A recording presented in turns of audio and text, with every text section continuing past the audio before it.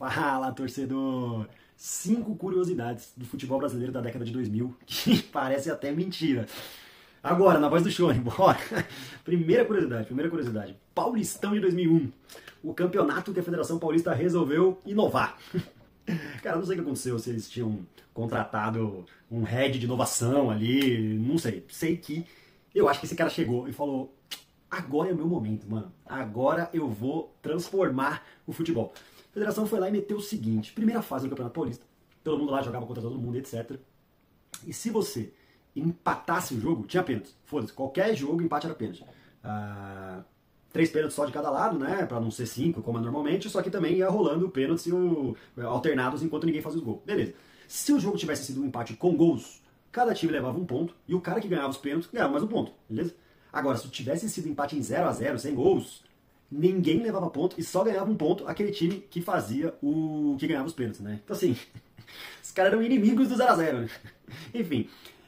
E aí jogava todo mundo nesse regulamento, ia pontuando ou não com pênalti o caralho, até chegar nas semifinais. Chegou nas semifinais, não tinha pênaltis. O time de melhor campanha jogava por 2 empates. Olha isso, disputa pênalti o campeonato inteiro, chega no mata-mata que normalmente tem pênalti, não tem pênalti. Enfim, esse campeonato foi aquele campeonato que marcou, tem aquele gol do Ricardinho e tal, um puta golaço no fim do jogo contra o Santos, e o Corinthians foi pra final, e ganhou do Botafogo de Ribeirão na final.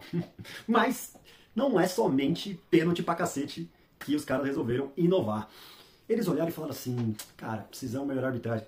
Se a gente enfiar 2 juízes, aí acho que um deve ter virado e falado: porra, mas como é que vai fazer 2 juízes, né? Tipo, um é um num tempo, o outro é num outro.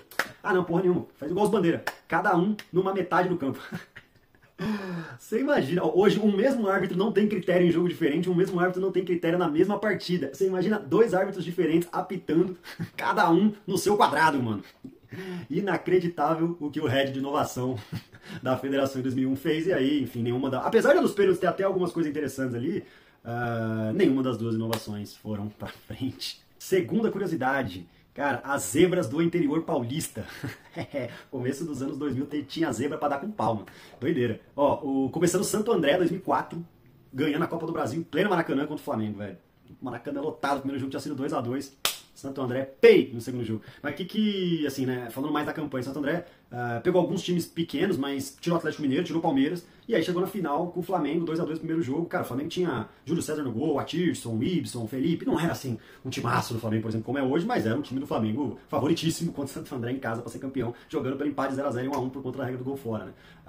O treinador desse Flamengo era o Abelão, e não conseguiu segurar o resultado contra o Santo André do Péricles Chamusca, que tinha o Alex, zagueiro, que depois jogou no São Paulo, tinha o Ramalho, volante, Romerito, Sandro Gaúcho, Osmar, um atacante que foi pro Palmeiras depois. Esse eram os principais jogadores ali do Santo André. E aí no ano seguinte, o Paulista de Jundiaí falou: meu irmão, se o Santo André conseguiu, eu também consigo. E conseguiu, só que uma treta do Paulista de Jundiaí, assim. Ele foi o grande campeão, dessa vez em cima do Fluminense. Fluminense, inclusive, do Abel Braga. Abelão, futebol é foda, filho. Tomar 2 tacas para 2 times pequenos na final 2 anos seguidos é embaçadíssimo, hein? Mas no ano seguinte, a Abelão estava no Internacional ganhando a Libertadores. Olha só como o futebol é foda. Mas vamos lá. O que surpreende nessa campanha do Paulista não é nem somente o Paulista ter sido campeão. Mas, cara, ele passou pelo Juventude na primeira fase, que era time de primeira divisão. Passou por Botafogo, Inter, Figueirense. Figueirense, cara, inclusive, que tinha acabado de eliminar o Corinthians, aqueles galácticos do Corinthians, né? De 2005, lá da MSI. Que queria... Um paralelo aqui, que estavam querendo derrubar o Passarella, velho. Olha, dá uma olhada no pênalti que o Roger Flores bateu na eliminação do Corinthians. Inacreditável, acertou o Chaves do outro lado da vila lá. Enfim, voltando, passou pelo Figueirense e aí pegou o Fluminense na final 2-0 no primeiro jogo pro Paulista, depois 0-0 em São Januário.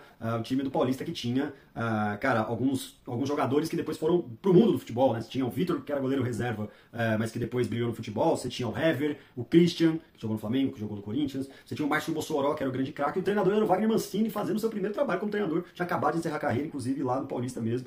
Tinha jogado por muitos anos. Então... campanha extraordinária do Paulista, que foi para a Libertadores, depois quase subiu para a Série B, depois para a Série A, inclusive do Brasileiro, depois queda ladeira abaixo. E aí acho que a maior zebra delas, na verdade, começou como zebra e depois já era figurinha carimbada nas cabeças dos campeonatos, cara. O São Caetano Azulão surpreendeu, assim, não foi algo isolado, foi vice-campeão da Copa João Avelange, inclusive era para ter ganhado, hein? Se o alambrado não cai, meu parceiro, a bola tinha, na hora que o alambrado caiu, o São Caetano tinha acabado de enfiar a bola na trave, o Elton tinha feito um milagre no rebote, enfim... Chega 2001, ele já tinha ido pra Libertadores, ele caiu nas oitavas da Libertadores nos pênaltis pro Palmeiras. Um pecado, né, mano? Futebol é foda. Mas ele jogou a Série A do Brasileiro e blau, uma das melhores campanhas da primeira fase. Cara, chegou na final, perdeu do Atlético Paranaense na final.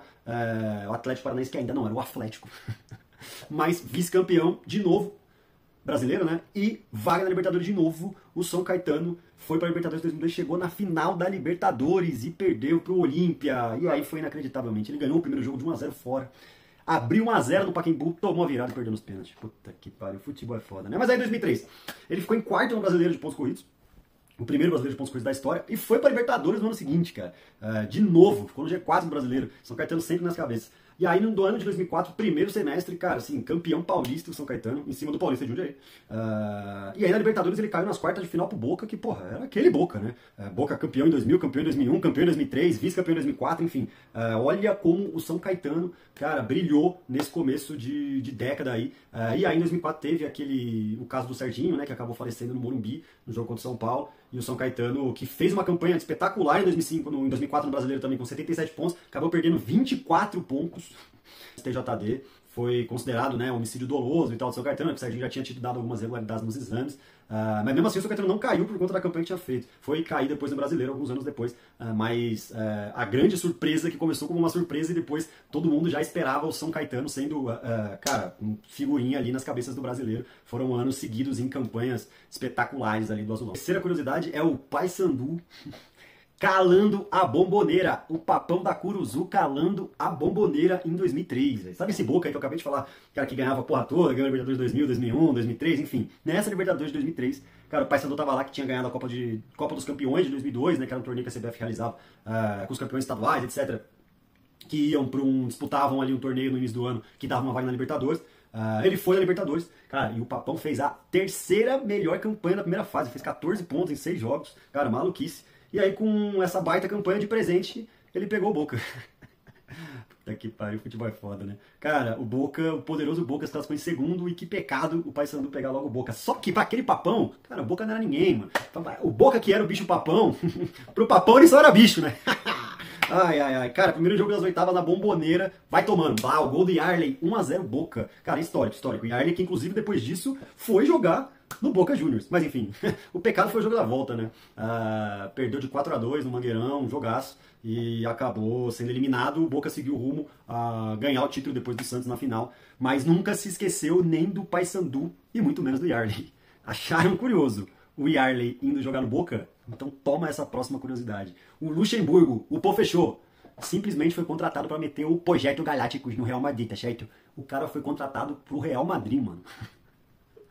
Que porra é essa? Beleza, o Lucha, na época, porra, um baita de um treinador, né, de muitos títulos, 2003, tríplice coroa com o Cruzeiro, no Brasileiro, porra, 102 gols, 100 pontos, o Cruzeiro amassou, acabou saindo no Cruzeiro uns desentendimentos internos ali, Perrela e mais, etc, alguns jogadores do elenco, assumiu o Santos, campeão brasileiro com o Santos, num puta campeonato, 103 gols, batendo o recorde do ano anterior, enfim, e aí em 30 de dezembro de 2004, ele é anunciado no Projeto Galácticos. Cara, e o elenco do Real Madrid era galáctico pra caralho, velho. Estamos falando de Ronaldo, Roberto Carlos, Figo, Beckham, Zidane.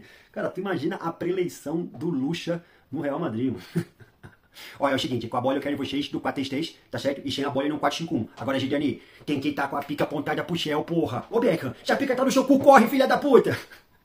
Enfim, mano, enfim. O Lucha ficou um ano lá, ficou até dezembro de 2005, não ganhou título nenhum, cara, e ainda, na verdade, não deixou muita saudade não, hein? Apesar de ter metido um 4 a 2 no Barça num jogo ali do meio do espanhol, cara, brigou com o Zidane, teve um jogo que ele tirou o homem, cara, na Champions contra a Juventus, tirou ele, tomou a virada, foi eliminado, tirava muito Ronaldo, tirava Zidane, tirava Beckham, enfim, até que chegou um dia, nessa de tirar os caras, ele já tava balançando no cargo, tinha tomado 3 naquele show do Gaúcho no Bernabéu e tal, e já tava meio insustentável até que teve um jogo contra o Getafe em casa, ele ganhou de 1 a 0. E ganhando de 1 a 0 ele falou, cara, tô disputando o título, ganhando de 1 a 0 eu vou fechar a caixinha. E tirou o Ronaldo. E aí a torcida já tava a puta torcida do Real com ele, começou a rodar o lencinho lá e tal, chegou depois do jogo, Florentino Pérez foi falar com ele, falou, e aí, o que aconteceu? Ele, não aconteceu nada, pô, ele tava ganhando o jogo, eu tirei o Ronaldo e ficar com 6 pontos. E aí o cara falou, cara, você tem que entender que, porra, não dá pra tu ficar tirando o Beckham, Zidane, Ronaldo, a torcida quer ver os caras. E aí o Lucha foi meio peitudão também, falou assim, olha, foi você que foi me buscar, tá certo, não tá contente, vamos terminar por aqui. E assim terminou a passagem de Lucha no Real Madrid. Inacreditável isso, né? A quinta curiosidade, olha, as bets ainda não eram famosas no Brasil, mas já tinha esquema de aposta, hein? A máfia do apito que mudou o rumo do Campeonato Brasileiro de 2005. Isso foi uma doideira. Uma investigação que começou a rolar pela revista Veja, numa reportagem do Rizek, que explanou a porra toda, que contava todo um esquema de manipulação para resultados, de um cabeça lá, um tal de Gibão, que pagava os árbitros, enfim, para dar aquela forcinha no resultado que ele queria, né? E o árbitro que mais ficou famoso por isso na época foi o Edilson Pereira de Carvalho, que era um árbitro FIFA. Cara, apitava os principais partidas aí do campeonato, não só brasileiro, mas paulista e Libertadores também. Enfim, a polêmica se dá no fato de que voltaram 11 jogos que foram apitados por ele, né? Todos os 11 jogos que ele havia apitado na Série A do Campeonato Brasileiro. E a polêmica, ela se dá assim, beleza, tem que mandar voltar, lógico, tem esquema ali, né, de manipulação do resultado, só que não mandaram voltar jogos que havia apitado na Série B, Libertadores, Sul-Americana, e também nenhum jogo que foi apitado pelo outro árbitro que também estava no esquema, né, que era o Paulo José Danelon, que inclusive foi ele que convidou ali o Edilson para, como é que eu posso dizer, esse tipo aí de empreitada. E nenhum jogo que ele apitou de nenhuma série mandou voltar, certo? Apenas os jogos, esses 11 jogos do Edilson Pereira de Carvalho e apenas da Série A do Campeonato Brasileiro. Só que nesses 11 tinham dois times que brigavam diretamente pelo título, que era o Corinthians e o Internacional. Mandaram voltar 2 jogos do Corinthians e um do Inter. O Corinthians havia perdido os dois, o Inter tinha perdido também o dele. E aí o Inter no jogo que voltou perdeu novamente e o Corinthians ganhou um e empatou o outro, somando 4 pontos. Então o Inter, que tinha 3 pontos de vantagem na liderança, de repente ficou 1 ponto atrás do Corinthians. Doideira, doideira. E o pior pro Inter ainda nem foi, né? A máfia do apito. Acho que foi apito sem manipulação mesmo. Do Márcio Rezende de Freitas, que na antepenúltima rodada, cara, do campeonato, Corinthians e Inter, 1-1, Pacaembu. Se o Inter ganha, ele vira líder. Um pênalti claríssimo em cima do Tinga, do Fábio Costa do Tinga. Ele, além de não dar o pênalti, deu o segundo cartão amarelo por simulação e expulsou o Tinga.